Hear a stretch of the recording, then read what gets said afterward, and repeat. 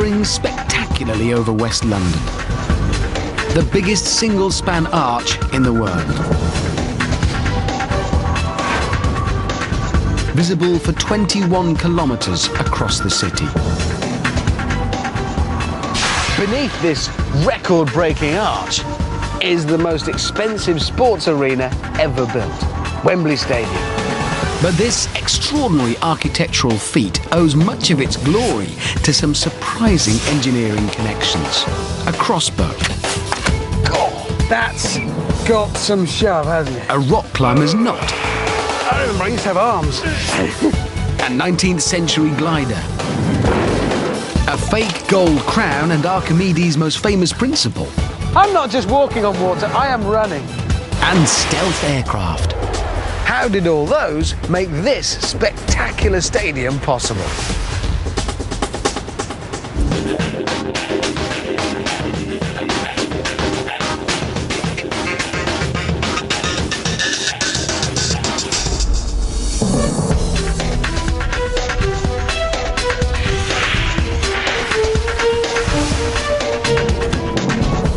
When almost £1 billion is spent replacing a world-famous stadium, you'd expect to be impressed.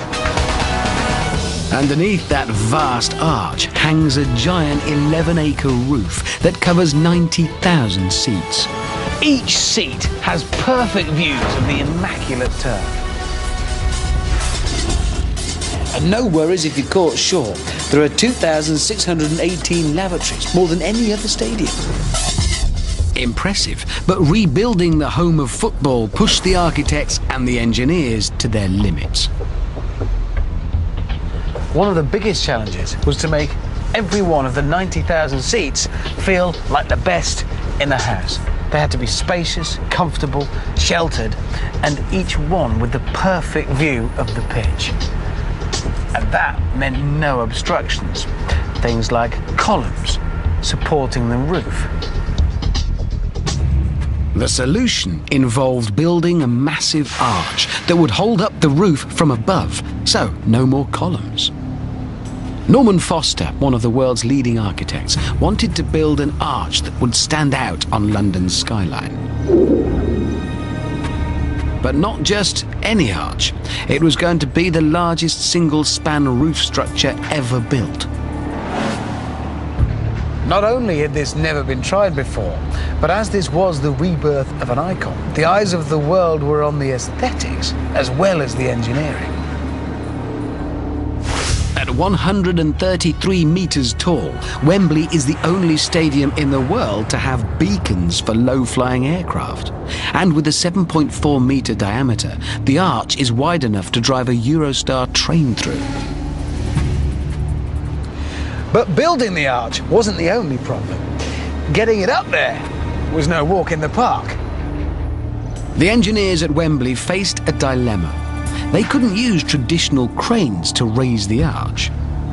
At 1,750 tons, the weight of 10 jumbo jets, it was just too heavy.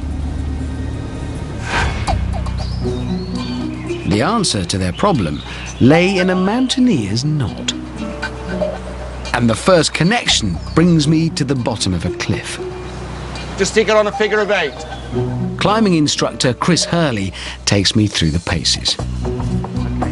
Okay, you need to attach it to 2 points. Okay, that's okay.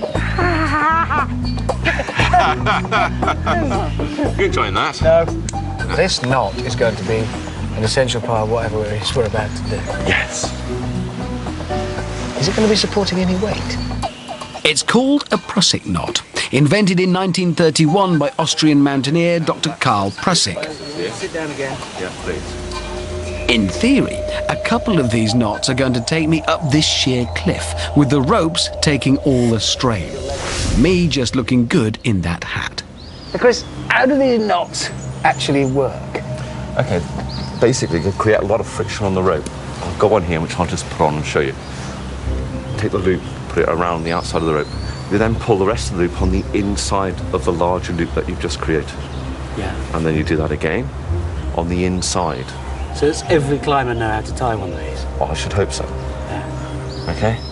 And the effect of that is a lot of rope from the support rope in contact with the other rope.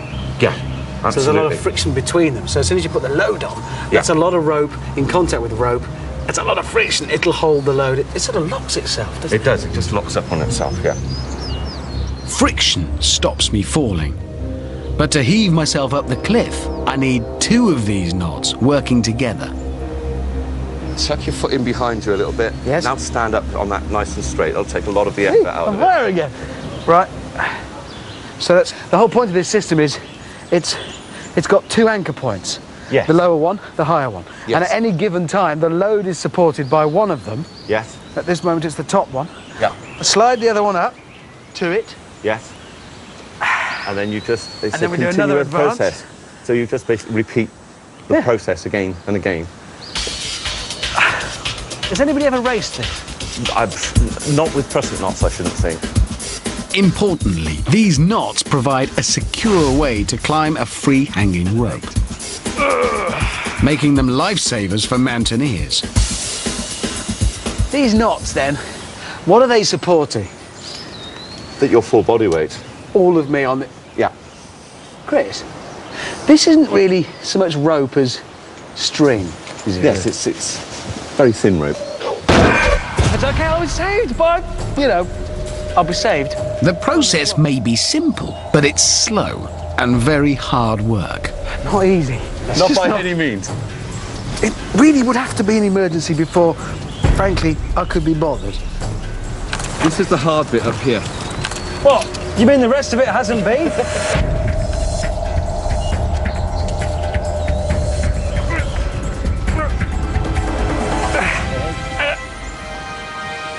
I can certainly see, as a system, it's just brilliantly clever in its simplicity. 2 points, moving, advancing slowly up the rope.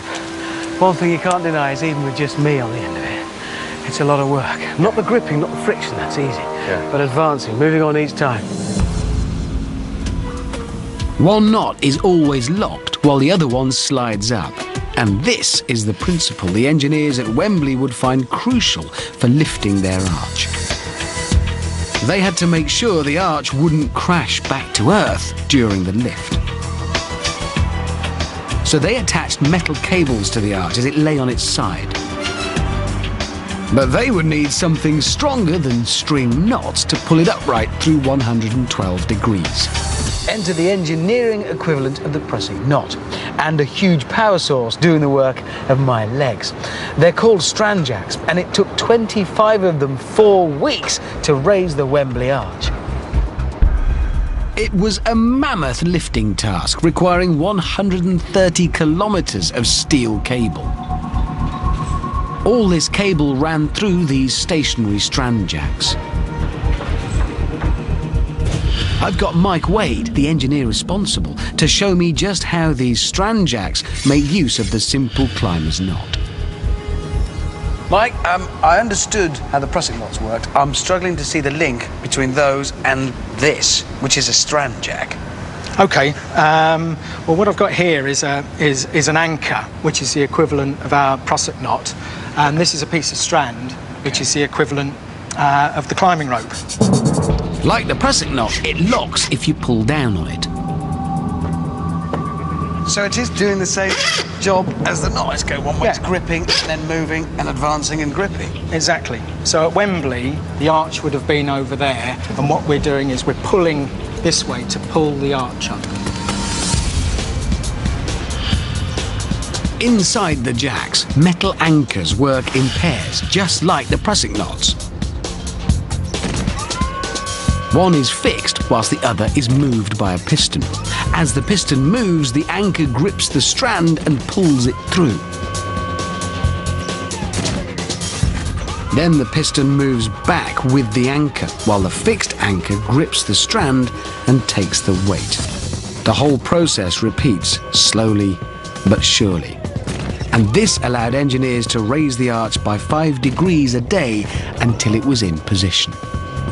It's still grip, move, grip. That's correct, move, yes. grip, move, grip, move. It's Yes. the same process. It's a giant prusik knot. Exactly. Now, these things are capable of lifting, what, anything? I would say anything. The